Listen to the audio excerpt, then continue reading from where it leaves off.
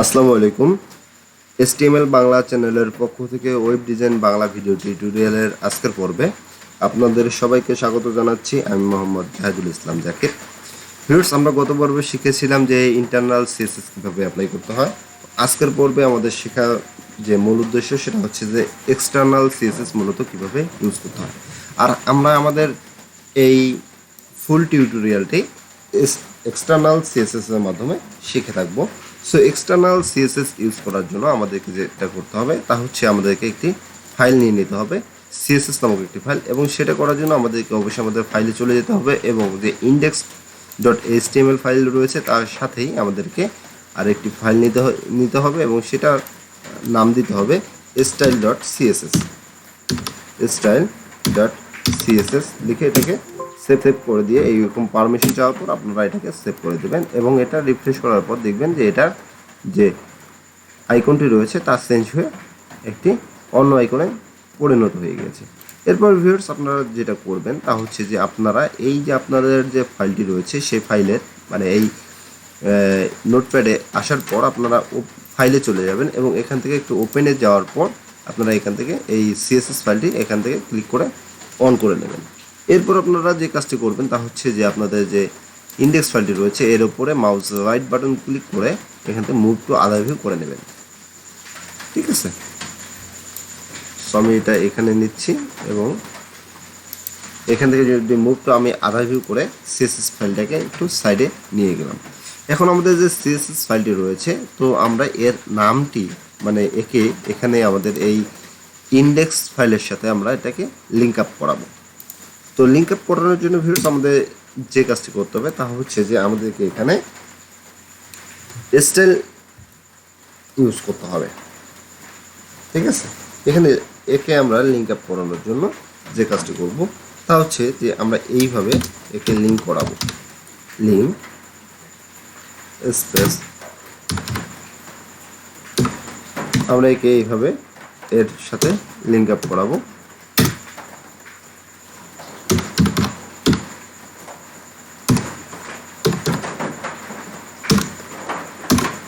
তো আমরা এখন যে কাজটি করব তা হচ্ছে যে এই যে আমাদের যে দেখেন আমরা আমাদের এই সিএসএস ফাইলকে আমাদের HTML এর সাথে লিঙ্ক আপ করানোর জন্য আমাদের এই লিঙ্ক নামক যে ট্যাগটি রয়েছে এর মাঝে আমরা রিলেশন REL এর ফুল মিনিং হচ্ছে রিলেশন। সো এর সাথে রিলেশনটা কি আমাদের মূলত এই যে সিএসএসটা যে আমরা অ্যাপ্লাই করব এটা মূলত কি জন্য অ্যাপ্লাই করব। সো এটা রিলেশন যেহেতু আমরা একে স্টাইল করব, স্টাইল করার জন্য আমরা একে স্টাইল শিট হিসেবে কল করিয়ে দেব।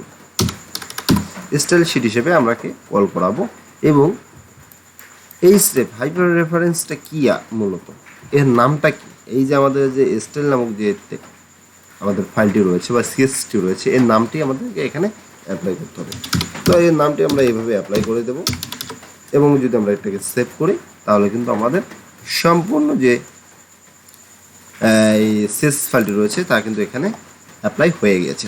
এখন যদি ভিউয়ার্স আমরা এখানে আমাদের যে সিএসএস ফাইলটি রয়েছে এখানে যদি আমরা এখন আমাদের এই প্যারাগ্রাফকে যদি আমরা মডিফাই করতে চাই তাহলে অবশ্যই আমরা ফার্স্ট টেবল যেটা করব তা হচ্ছে এখানে আমরা প্যারাগ্রাফ ইউজ করব এবং দেখেন আমরা এখানে পি ইউজ করলাম, এরপর আমরা সেকেন্ড ব্র্যাকেট ইউজ করব এবং এইভাবে আমরা স্ট্যান্ডার্ড ওয়েতে এখানে লিখতে পারি যে ফন্ট ওয়েট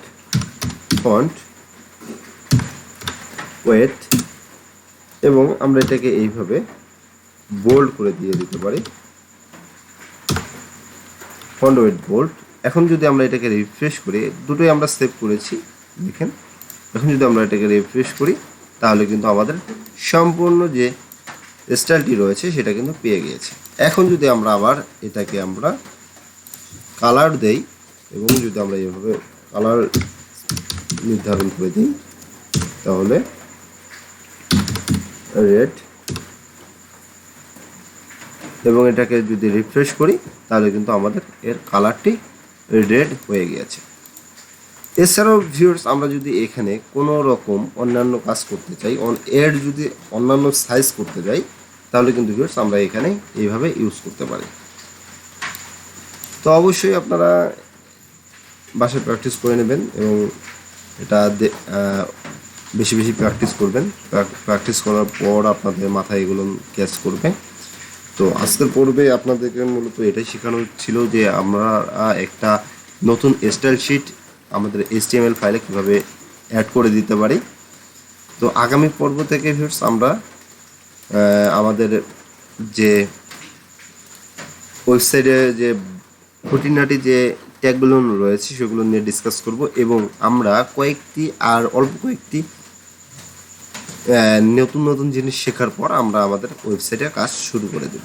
সো অবশ্যই এই যে ট্যাগগুলো আমরা শেখাচ্ছি আপনাদেরকে এগুলো মাথায় রাখবেন, কারণ এই ট্যাগগুলোর মাধ্যমেই কিন্তু পরবর্তীতে আমরা আমাদের ওয়েবসাইটের কাজ স্টার্ট করব। আর আমরা যখন আমাদের ওয়েবসাইটের কাজ স্টার্ট করব তখন আমরা এই সব ছোট ছোট যে ট্যাগগুলো রয়েছে এগুলো নিয়ে ওইখানে ডিসকাস করব না। তো এই যে পর্বগুলো ফার্স্ট থেকে যে আমরা এই পর্যন্ত যে ভিডিওগুলো নিয়ে আলোচনা করলাম আপনাদের মাঝে, এগুলো আপনারা মাথায় রাখবেন এবং মাথায় রাখার পর এগুলো বাসায় প্র্যাকটিস করবেন। আর আমরা আমাদের এই চ্যানেলের যে ভিডিওগুলো দিয়ে যাচ্ছি খুবই ছোট ছোট করে ভিডিও আপনাদের জন্য তৈরি করতেছি, কারণ আপনারা দেখে যেন একটু সময় দিয়ে দেখতে পারেন এবং ছোট ছোট হওয়ার কারণে আপনাদের দেখার প্রতি আগ্রহ তৈরি হবে। আর যদি আমরা এক ভিডিওর মাধ্যমে দেখা যেত যে 40-50 মিনিটের একটা ভিডিও তৈরি করতাম, তাহলে আপনাদের দেখতে অসহ্য লাগতো এবং বিরক্তিকর লাগতো। তো অবশ্যই আপনারা মাথায় রাখবেন। এবং এখানে আরেকটি বিষয় আপনাদেরকে বলে দিচ্ছি, সেটা হচ্ছে যে আমরা যে তিনটি স্টাইল দেখলাম যে CSS, তা হচ্ছে ইনলাইন অ্যান্ড ইন্টারনাল, সর্বোপরি এক্সটার্নাল। এর মধ্যে সবথেকে পাওয়ার বেশি ইনলাইন, যা আমরা এখানে ইউজ করি, এবং তারপর সবথেকে পাওয়ার মিডিয়াম পাওয়ার যেটা সেটা হচ্ছে যে আমাদের ইন্টারনাল, সর্বশেষ মানে একদম কম পাওয়ার, অল্প পাওয়ার যেটা সেটা হচ্ছে এক্সটার্নাল, যেটা আমরা শিখব। তো আমরা ইনলাইন ও ইন্টারনাল এ দুটো শিখবো না, তার কারণ হচ্ছে আমরা এ দুটো ইউজ করতে গেলে আমাদের যে ইন্ডেক্স ফাইল রয়েছে এর মাঝে আমাদেরকে কাজ করতে হবে, জন্য সেটা একটা বিশ্রী অবস্থা দেখা যাবে। আর স্ট্যান্ডার্ড ওয়ে ফলো করতে গেলে আমাদেরকে এক্সটার্নাল CSS দ্বারা শিখতে হবে। তো এতটুকুই আজকের পর্বে ছিল। আগামী পর্বে আমরা নতুন কোনো কিছু শিখবো। ততক্ষণ পর্যন্ত ভালো থাকবেন, সুস্থ থাকবেন। আসসালামু আলাইকুম।